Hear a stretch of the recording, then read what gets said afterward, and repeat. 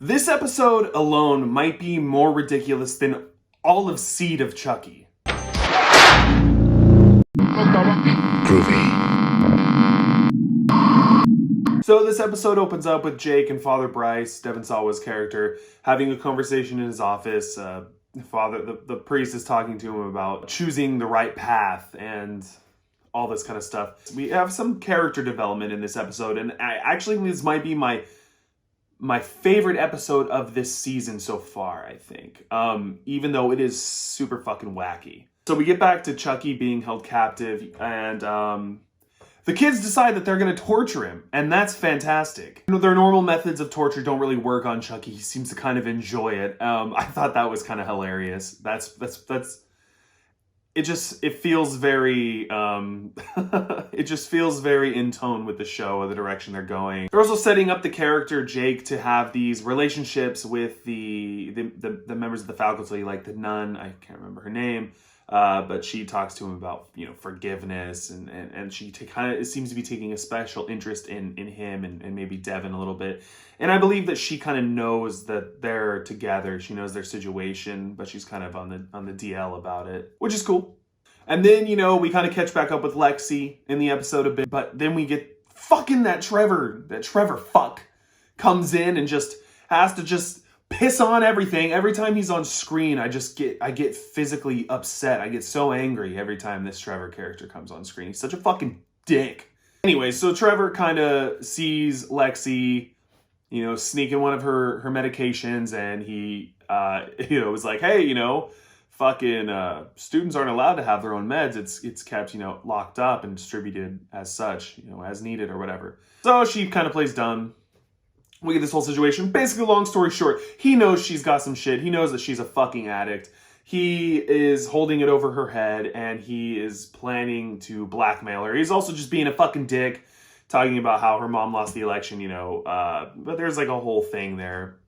Her mom's partially responsible for him being at this crazy ass school or whatever. Then we go back to Devon, who's been left alone with Chucky, basically, and Chucky is taunting Devon a lot. And there was a moment there, dude, where I thought Devon was going to lose his shit and just murk this little fucker. But unfortunately, it didn't get that far. There's intervention. But it was still fun to see Chucky just kind of really fucking dig in there a little bit. And so, so we get to know Nadine a little bit more, which, funny enough, actually is becoming one of my favorite characters of this season.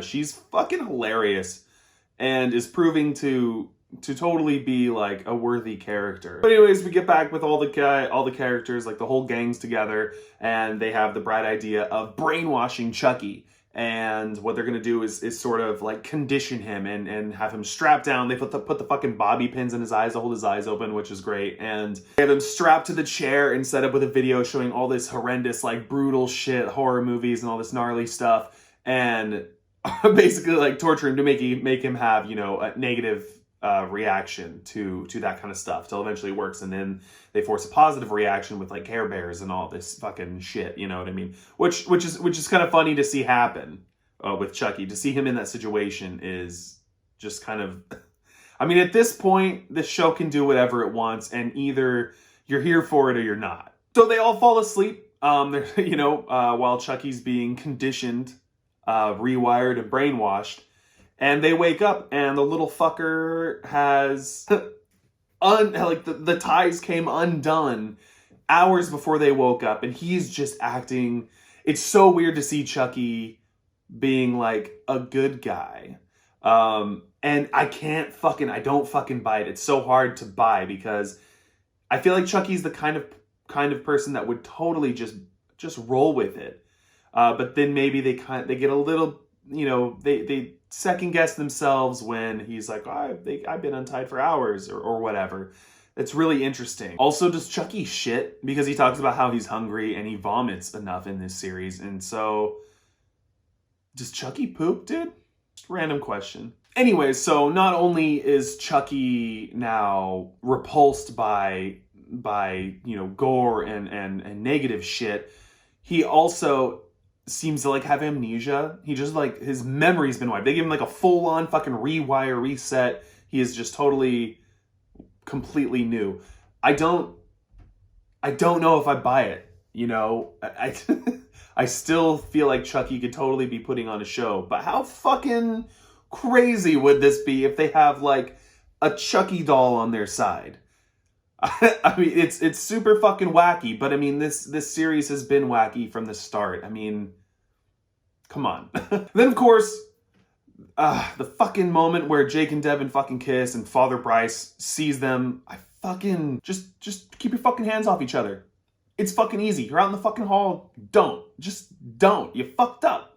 You totally fucked up. Oh, and then my favorite character of the series, Trevor, pops back up to torture Lexi a little bit more. Not saying she doesn't deserve it. Maybe she does. Maybe she doesn't. She probably doesn't. This guy's a real fucking dickhole. Anyways, he tries to fucking, square up with her again and hold that shit over her head, to prove that he has dirt on her. And basically he's trying to get the idea across that he owns her and she basically has to do whatever the fuck he wants. Otherwise, she's fucked, kind of a thing. He like is threatening to out her and she'll have to be there until she's 18 like he is. But Lexi pulls some fucking sick shit and, as the nun, one of the sisters are walking out into the corridor, she's like, "No, Trevor, I don't have any condoms." And she hears that shit and she fucking books it. So he's in trouble. But the instant that happened, I'm like, dude, is that a bad move? Because you just fucked with that guy and now he's gonna, but there's more on that. That comes into play, I guess, a little bit. Then we cut to another fucking doll being delivered. Fucking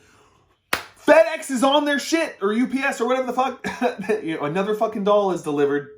Super. So now we have maybe a good guy doll and now a fucking murderous one in the same place. That actually sounds like a lot of fun. Like getting flashbacks to Child's Play 2 when fucking Chucky fucks up that little Tommy doll or whatever. So Father Bryce, the last two episodes, I wasn't particularly fond of the character. I mean, I love Devin Sawa, but I wasn't particularly fond of the character he's playing in this season. And I thought it was going to get worse after he saw Devin and Jake have share their kiss or whatever in the hallway, wherever they were. But like he sends Devin to work in the chapel, like do fucking bullshit labor in the chapel until the doll ends up on the desk. And I'm just thinking, he's kind of like keeping this to himself. And I feel like I thought he would be a lot worse with this information. But so far, I mean, we'll see where it goes. There's more to come. But so far, he's not being completely fucking awful. So of all people to kind of get stuck babysitting the brainwashed Chucky doll, it's Lexi. Obviously, she has problems with that because Junior was murdered by Chucky in the last season. So she's having issues even being near the fucking thing, let alone believing that he is a changed person. And they get to talking a little bit about Junior, and Chucky keeps saying the name because he likes the name, and basically it just obviously it goes bad. Exactly what you think would happen kind of happens. But we switch to Nadine actually having her little confession with Father O'Malley in the confession booth stand, whatever you call it. I don't know. I've never been in one. And she's going on, fucking blabbing her mouth a little bit too much, giving away a little bit too much information, I think, about certain characters like Lexi. But it doesn't matter. It doesn't fucking matter because that new fucking doll just grabs them fucking rosary beads and strangles that old bitch. And he dies right there. And then hearing Chucky kind of, Brad Dourif, do the voice as Chucky, trying to kind of mimic mimic Father O'Malley was really good. He put like a slight, was Irish, I guess? I don't know, little accent on there. And it was good. It was good. But he let her live. So cool, because I don't want Nadine to die, because I'm beginning to enjoy her character more and more as this episode went on, So she gets her confession, and then Chucky tells her to do like 400 Hail Marys, which is absurd. But she's gonna fucking do them, because she's fucking Nadine, and she's a real one, dude. So yeah, after Chucky number 2 murders Father O'Malley, Nadine dips, and we cut to Lexi. She's in like the ladies' room, and she's flipping out. She left Chucky number 1 in the fucking dorm room by himself because she's fucking stupid, I guess. I don't know. But she's flipping out and she's doing her, Rob Zombie, Laurie Strode thing where she's fucking, she's a fucking mess. She drops her last little pill down the drain. Down the drain it goes. And, yeah, man. sucks to suck. We kind of get a little scene between Father Bryce and the nun. I forget her name, but the one that teaches the class with Jake and has like kind of taken a special interest in him. And finally, Father Bryce kind of brings up the idea of Jake and Devin to the sister, and she's like kind of playing dumb a little bit, which is cool. She's good. But there's like something between them, not in a way, like there's some shit that has gone down at some point, I'm thinking. Anyways, Jake comes in and he fucking interrupts, trying to plead Devin's case or whatever. We catch back up with Nadine, and she finds Lexi, who's flipping out because she just lost her last fucking little happy pill down the fucking drain, and she's struggling, she's flipping out. And they kind of have like a talk. Lexi has her fucking meltdown, but she has someone to melt down to, I guess, or melt down at. And the character, finally we get a little more character. That's kind of why I think I like this episode so much, is some of these characters grow and bond. So, Lexi and Nadine have their talk, and it's like, she doesn't have just Jake or Devin to talk to, and they're their own thing. They're a couple and shit, and you know how it is. You have like that couple friend, and you're like, fuck, I don't want to talk to them about it. You know what I mean? Maybe you don't. They sort of start to bond, and that's cool, and they kind of become friends. And that's kind of where I realize, okay, I like Nadine. Nadine's tight. She's cool. Fucking don't kill her. Don't kill her. The only person I really, really want to be killed is Trevor. But anyways, with Chucky missing, nobody knows where he is. But the fucking cool thing is he's back in Father Bryce's office. So this made me think, oh shit, Lexi bounced having her fucking meltdown. And Chucky number 1 is what I'm calling him, just for the sake of keeping track of both these little motherfuckers here. Chucky number 1 went and plopped his little plastic ass down in the fucking office. So that way they wouldn't get in trouble. So Devin could get out of his stupid fucking labory thing. And I mean, like, at this point, I'm thinking, okay, the conditioning really worked. I'm thinking he's real. He's solid. He's a good dude at this point, right? We catch back up with my favorite character of the season, Trevor, and he's in Lexi and Nadine's dorm room, and the little cocksucker is planting pills in Lexi's nightstand. The son of a bitch. So I knew that her little getting him in trouble, I knew he was gonna retaliate, and he has a whole thing planned. He set this whole fucking thing up where he knows that there's gonna be, somehow he knows, or maybe he fucking leaks some info out to the fucking powers that be, but there's gonna be a fucking bed check, basically. And so he plants these fucking pills like a little son of a bitch that he is, right? But then, and don't get me wrong, I've been waiting to see this little son of a bitch get his. I have been. I've talked about it. But I did not expect Chucky to fucking come out and fucking Superman punch him. Like, he fucking turns around and you just see this little fist just fucking rocket into his face. He goes flying, and then he literally fucking punches a hole in his chest. What the fuck? So I'm confused at this point. Not sure what's happening there, but I'm here for it. So anyways, the gang gets together and they find Trevor's body, and they think obviously that Chucky number 1 did it, because they don't know. They don't know about Chucky number 2.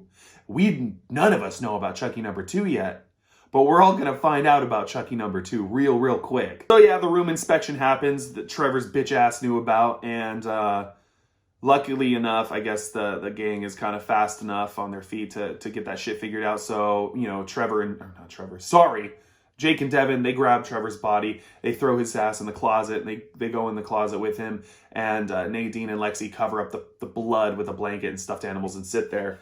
And then, one of the nuns come in and starts inspecting in the room, but Lexi already found the pills, so she fucking found that shit and hid it elsewhere, or kept it on or whatever. And then Nadine uses her superpowers of, her like psychic vampire abilities of boring someone to near death on the nun, making her, bounce out early. And then we cut to Chucky number 1 in Father Bryce's office, right? The fucking door opens, and sure enough, it's Chucky number 2. And we're like, okay, here comes the fucking Chucky versus Chucky. This is gonna be sweet. But then he walks in like he's been training in the fucking hyperbolic time chamber for 3 fucking years, and he's just fucking shredded, dude. So Chucky on fucking steroids walks through all fucking just totally yoked. Um, and I wanted to be mad, I think. I think I wanted to be mad. My initial reaction was that I wanted to be like, are you fucking kidding me? But then I thought about it, and you know what, dude? This show is just wacky. And I think I'm okay with that. I think it has to be at this point. It can't take itself too seriously anymore. And I thought, back when Curse of Chucky came out, I was like, holy fucking shit, they're bringing the series back to this like scary, its scary roots kind of. And Cult of Chucky, I felt like followed that same idea. And then this show is leaning more into the wackiness of, say, like Seed of Chucky. And, I guess I'm okay with it. Nothing has been super off-putting to me yet. I'm enjoying it. And I have to say, I think this is my favorite episode yet. Of course, the episode ends there. And we don't get to see Chucky fight, Super Saiyan Chucky, which is a bummer. We're going to see it, I'm sure, in the next episode. Another thing, the episode ended and we got fucking totally left last week on the cliffhanger with Glenn and Glenda. And this week, we just don't see anything with Tiffany or Nika or Glenn or Glenda. That is just completely out of it. This whole episode was just at the fucking school of hate yourself.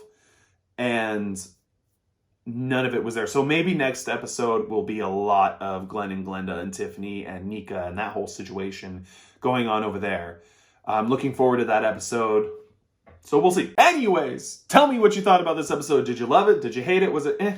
Leave your thoughts down below. Let's talk about it. Are you looking forward to next week's episode? I will be covering it here. So if you want to stay up to date, if you want to hear my fucking thoughts about it, then stab the like button, /subscribe, and got that bell notification. I'd appreciate it. Peace.